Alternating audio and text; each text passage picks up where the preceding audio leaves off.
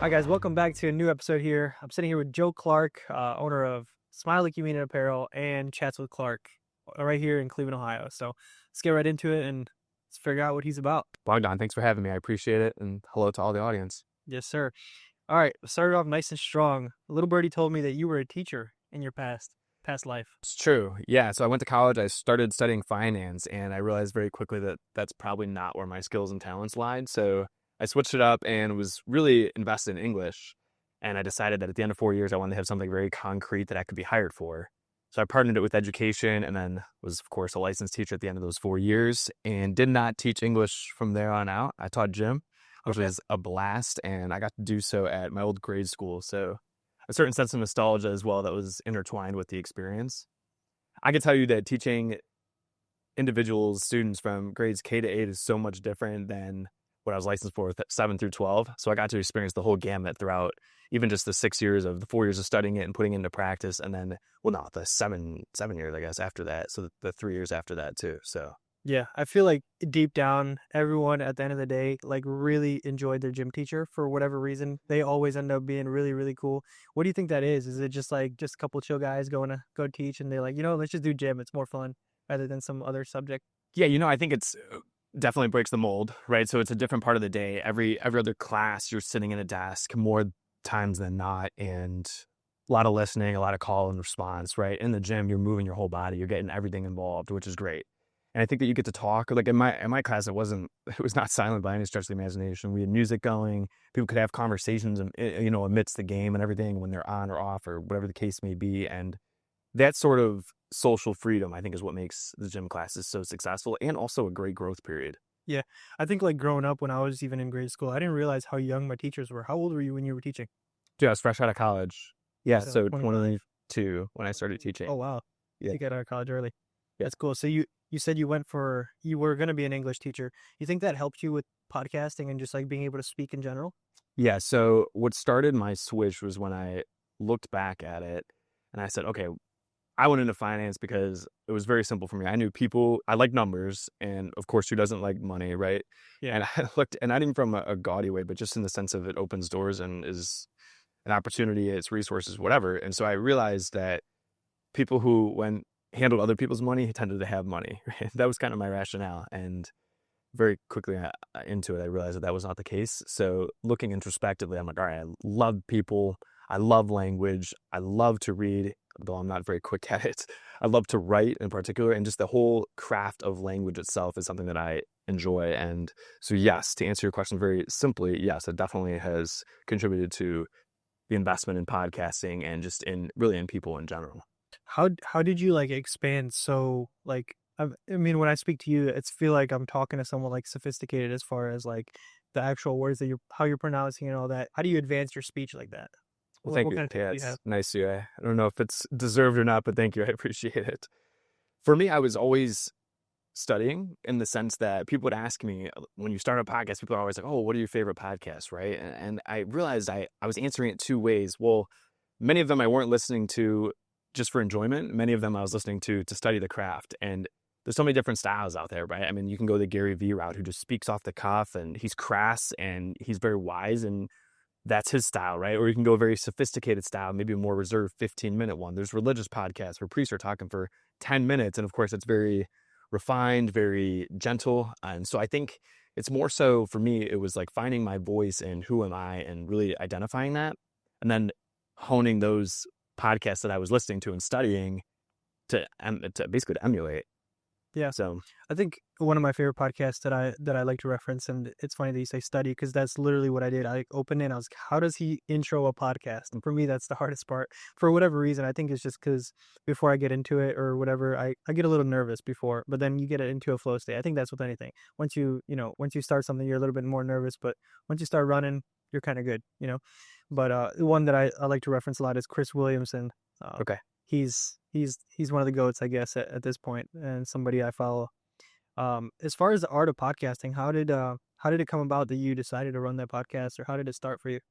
I was in college, same thing, and I'd been thinking about it for years. And I finally decided in my junior year, I was like, you know what, we're gonna get this thing fired up. That was it. I just decided at the start of the new year, 2021, I was like, we're running with it. So I started studying a little bit, maybe the couple months prior, about actual formatting of the podcast and the logistics of it, because I knew from there the conversations would come, right? And I look back at some of those first episodes, much like I'm sure every podcast or every person who has begun any endeavor, and you're like, oh yeah, there's been some serious growth. I think I'm in that weed right now where I'm like, I just got to get to 20 and then I'll look back at it, but don't even look at them until you're at 20, you know? Yeah, you just keep going, man. For sure, you got it. As long as you can listen and formulate questions and are actually interested, I think that's the name of the game. Yeah. So as far as like, maybe you're interviewing people that are more niche into, in their specific worlds, wherever they're at. How do you go into like learning more about them before you actually start the podcast? Yeah. So kind of backing up a little bit, the pitch that I give to people is that we're focused on their mindsets. Really, it's kind of the rationale behind their mindsets. I often give this example. If you and I both like football, we could go and watch games on Sunday, right? Enjoy that, celebrate together, or maybe, kind of beef together if we're rooting for opposite teams. You're a Steelers fan, and that's pretty much it. But if we look more deeply into it and we say, all right, Bogdan, why do you like football? What is it about football that you actually enjoy? Then all of a sudden we start talking, oh, well, I remember, Friday Night Lights, whether you were on the field or whether you were in the stands. I remember the camaraderie. I remember growing up and like getting hit and you're like, man, and you got to bounce right back up, right? There's a certain resilience in that. All of those sorts of things. Now the root and really, again, the rationale behind why we like it is far more substantial than, oh yeah, we both like football. So I often give that pitch as it's the mindsets and it's really the why, it's the rationale behind our actions that brings us together. So then, of course, it opens up those conversations. I study them beforehand. I find everything I can.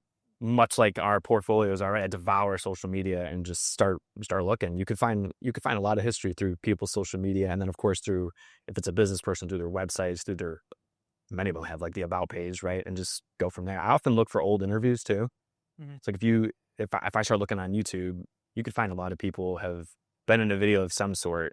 Again, especially if it's in a business world, because people want that broadcasted. 100%. Well, actually, it's funny you mentioned your pitch, because mine is simply like, for me, is when I reach out to someone and it's, let's say, a business owner or someone that needs the clips, I'm like, hey, listen, in return, I'm able to edit all these clips and give them to you to be able to, broadcast whatever message you want to do, whether that's, starting your local business or, just whatever business that you're running already. It could be broadcasted through the podcast. And I feel like this is the easiest way of creating that content without actually having to like do a shoot day, hire a videographer, all this. You just sit down and have a natural conversation. I feel like that's the easiest way to actually get content out there. Absolutely. Yeah. Why do you think the long form is gaining such traction?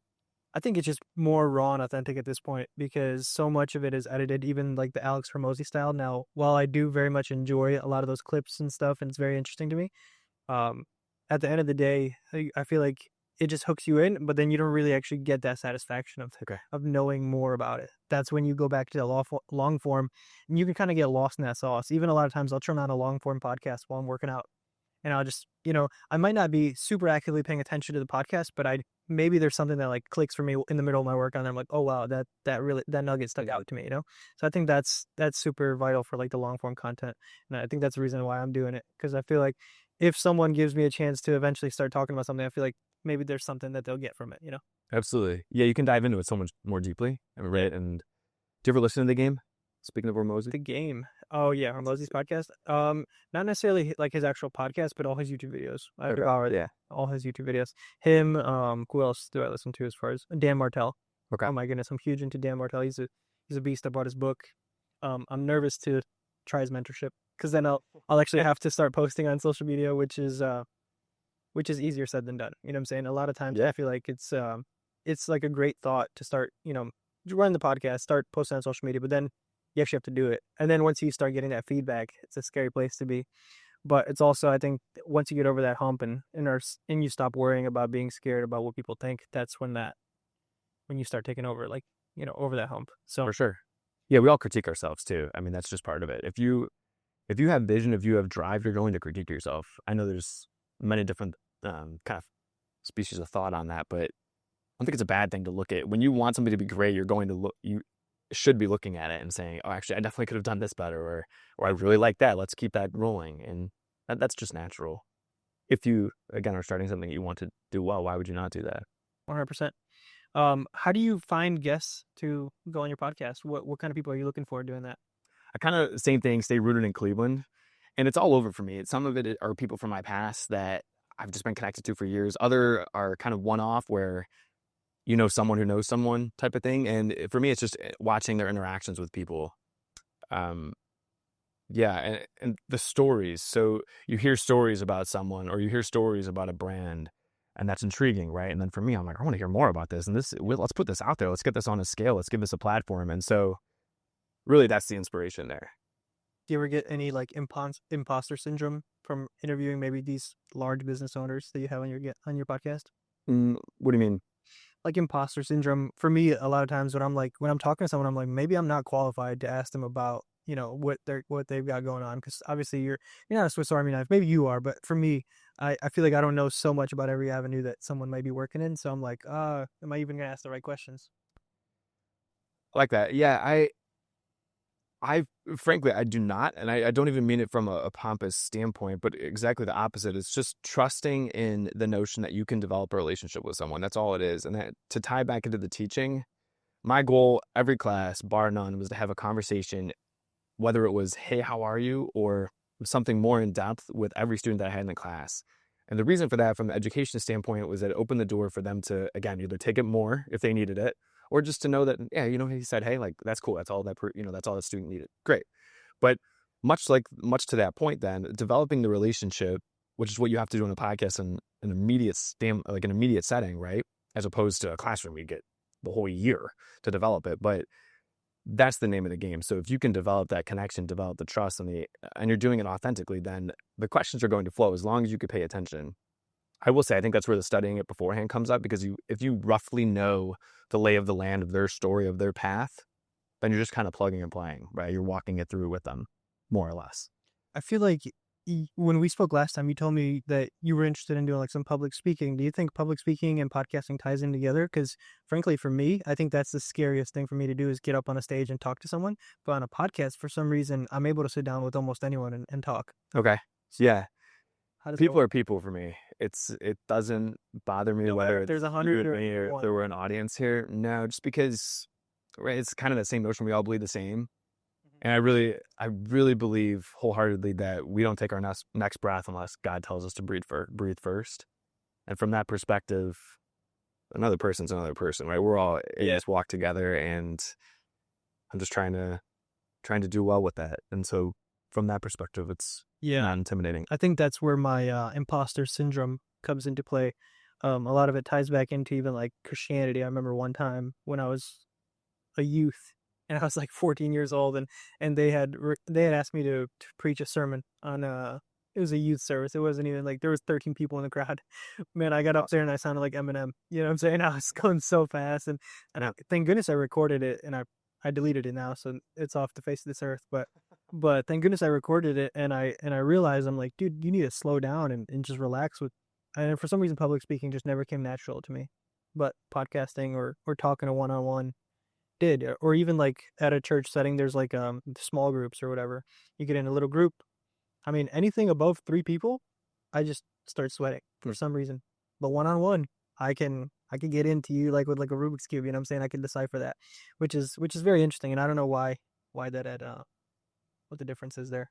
Have you ever heard the theories about making the room smaller type of ordeal, where kind of like this, like you're just focused on me. I mean, there's nothing else to focus on, right? And so in a crowd, the idea is that you could find a familiar face, or find a gentle face, one that doesn't intimidate you at all. You know, whether it's like an attractive person in the crowd, whether it's just like a nice woman just sitting there minding her own business, or whatever the case may be, someone that's not intimidating to you, basically, is the idea. And you can make eye contact with them. Otherwise, you just glance over.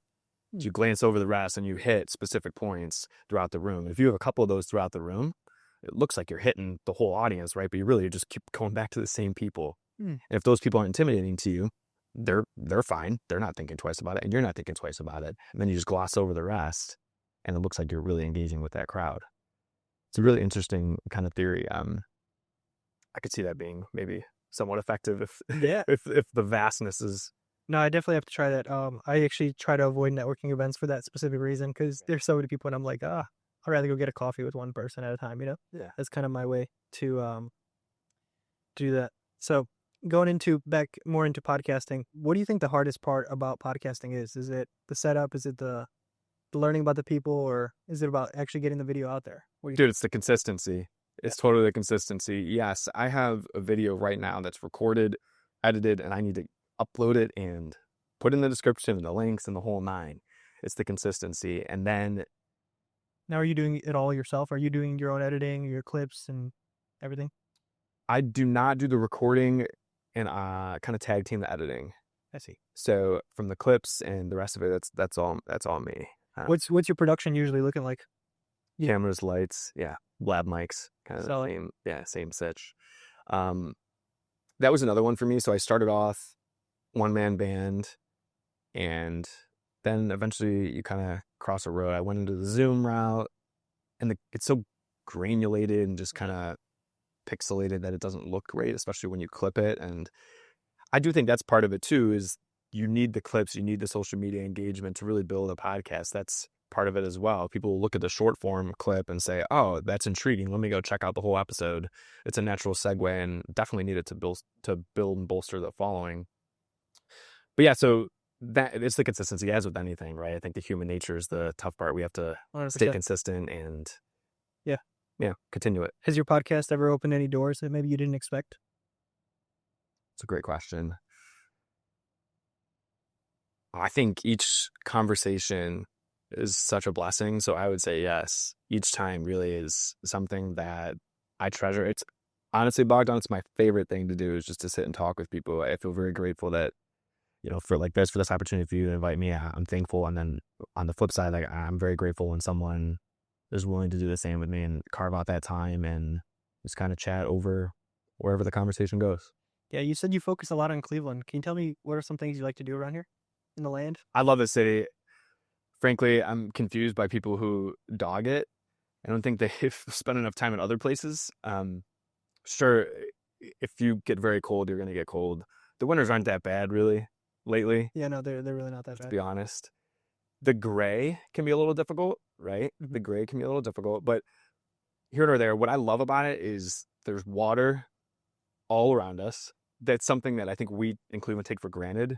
100%. I grew up in Strongsville. My family's all on the west side, and the lake's right there, right? It's 10 minutes away. And I love that living on the west side.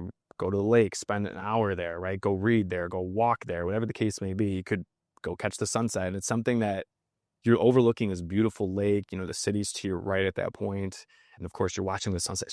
It's just a surreal moment, very in touch with the divine, and it's gorgeous. So I love that, all from the nature standpoint. With the national park system here, the metro parks are incredible. So from all the nature, it's beautiful.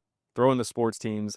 All of it really, again, comes back to Cleveland people, I think, really support each other. And so I think the people here are some of the greatest people. I just think it's a top-notch type of community. It's totally a melting pot. I mean, it's not like Cleveland has this one distinct like culture or identity or whatever the case may be. Yeah, right. I mean, like you think of other different cities and they have oftentimes one or two things that are very specifically theirs. I'm not sure that we necessarily have it that way, but it's many different things that make up the conglomerate of, oh, that's Cleveland. Yeah, no, I agree. I mean, even me being Ukrainian here in Cleveland, for some reason, there's this huge Ukrainian community here. Totally. Yeah. And then there's also like a huge Polish community, huge other, all kinds of communities that you can, find little, whether it's villages or they even have all these festivals going on. Yeah. It's super exciting to be It's amazing. I mean, and then the food, of course, Cleveland's, I think, becoming known for how many food options we have. It's just, Oh yeah, it's amazing. 100%. What do you like about it? What stands out to you? I think the people, when I meet a lot of people, for example, I'm gonna stick to my like Ukrainians because that's kind of like my crew who I mostly socialize with. When I speak to Ukrainians from outside of Cleveland, maybe for example like from Florida or Missouri, or it could be from anywhere. These Ukrainians, they don't realize how much community affects your, whether it's mental health or just the stuff that you like to do. And Cleveland in general has people that you can actually lean on and come to and just be around, rather than like I know a lot of Ukrainians that move to a certain city and they don't have that Ukrainian community around them supporting them. So Yeah. I think one thing that I always try to sell people on is like, dude, the Cleveland people, maybe the weather may not be always the nicest, but for 90 days, I think what's his name, that football player had mentioned. Famous. Yeah, for that 90 days, it's the best place on earth, Now I don't want to say too many positive things. What are some negative things about Cleveland? What don't you like about it? I am excited about some of the ongoing projects that are going on. I think you got to take advantage of the resources and the opportunities that have been given to you. And again, we have the lake right here with the river that's now clean and running through it. And all of that access is important to make the most of. You can't let that be just stagnant or dwindle for that matter. And it's like one of the big ones I'm excited about is shout out MGK, right? MGK bought shooters and his teams supposedly has some really grand ideas for that. And if anyone's been to shooters in the last couple of years, no knock, but what keeps that place going is the fact that it is located in such a primal spot right where the lake and the rivers meet. I mean, it's gorgeous.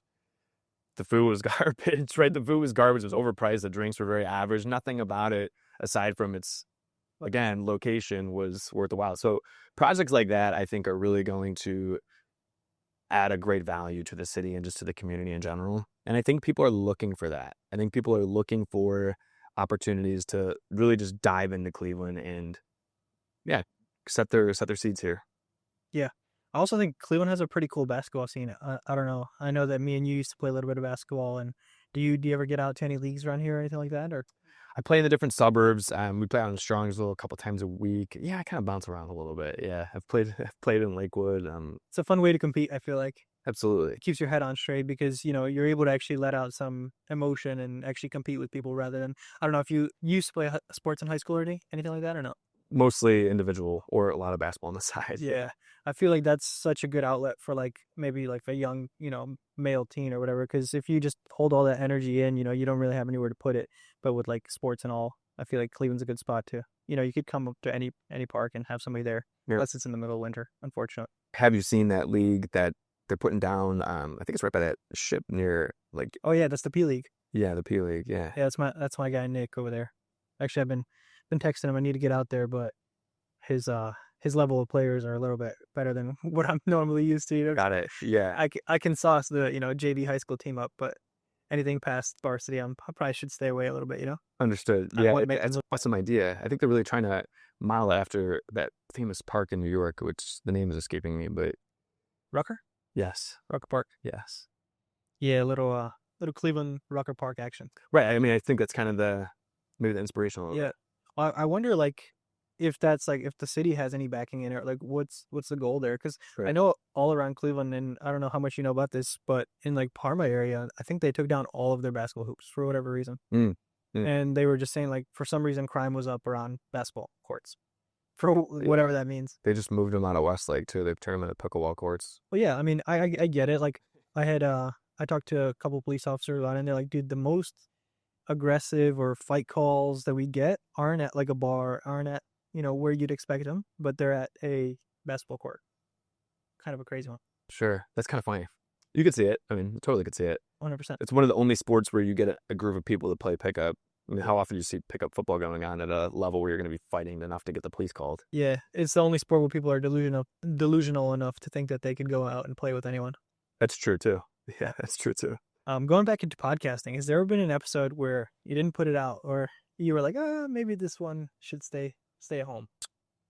No, and I think part of that is I've been real fortunate to have great guests. I've had a guest ask me to retract the episode. The guest had said things, not in a bad way, but just that person did not want out there anymore. And how'd you handle that? Took it away? We kind of chatted for a while, and no, that episode is still out there. Once you start rambling, it's sometimes hard to put that cat back in the bag. You know what I'm saying? Right. Yeah, the person didn't like the way that person had displayed some thoughts. Frankly, I didn't think anything. I think that person was harder on those thoughts than anyone else would have. Well, we're all our own worst critics. Totally. Yeah. Now, your podcast focuses a lot on mindset. Why so much on the mindset aspect? It's the one thing that we can control. No matter what circumstance we're given, no matter what curveball is coming down the pike, it's the one thing we can control. When things aren't maybe going the right way, maybe it's, in life in general, how do you control that mindset? A big one for me, a big philosophy, I guess, that I've tried to establish in my own life is that when I'm feeling down and out or aggravated, or pick an emotion that's not necessarily, sunny and 75, I always try and do something for someone else, like do something good for someone else, because it forces you to get out of your own head and think about someone else right off the rip, number one. And then number two, that person's going to benefit from it in some way, right? Like they're going to feel loved. They're going to receive what they're giving, a gift. They're going to receive something, whatever the case may be. You're doing something, that I'm doing something then that's not about me and about someone else. It's just going to bring about goodness. And then of course, I mean, selfishly, that's going to make you get back on track, right? Like get right with it. So I think Hormozi said, when you could be in a bad mood for no reason, you can do the inverse of that and actually be in a good mood for no reason. that's perfect. 100%. Yeah. Honestly, I think with like anything, it's a habit. I mean, it's funny. I think one of the hardest questions you've asked me so far was about the negatives of Cleveland, and I kind of turned it right into a positive too. I think that there's a lot of growth. I mean, it's just funny. So I think you're right. For whatever reason, we could fall into habits that are maybe less than desirable, and the same thing, being negative or not seeing the bright side of things or tapping into that is definitely one of them. Cool. Don't want to hold you too long, but what's next for Joe Clark? What do we got plans for this next year? Where do you see yourself? Yeah, I really want to dive into the podcasting and the speaking more. The consistency is a tough one for me. I end up booking myself awfully thin, and therefore do not allow time for consistency, which is a growing point for me. So really want to focus on that. And I see some life coaching, hopefully in the future. It's something I want to dive into. I'd love to work with men who are trying to find that next step sort of thing too, but more so in a way of where are their gifts and talents. I think so often we find ourselves like kind of in the mud or in the thick of it. And, we're X amount of years into a situation and we don't like, where are the glory? Where are the bright moments? And for me, it always taps back to the gifts and talents that we've been given and using those to come about greatness and goodness and put our twist and our spin and our love into the world.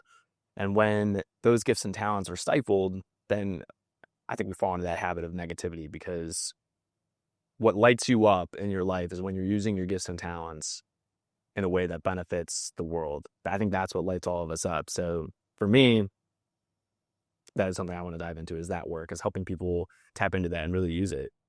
Yeah, I think that's a great idea, especially for the male aspect. A lot of times women will have each other's backs often, but men will be just trucking in the mud alone trying to make it happen. So I think having that community for men is super healthy, super important. Amen. Alrighty, brother. I appreciate you for hopping on. Joe Clark, everybody. Follow him on everywhere, and we'll see y'all next time.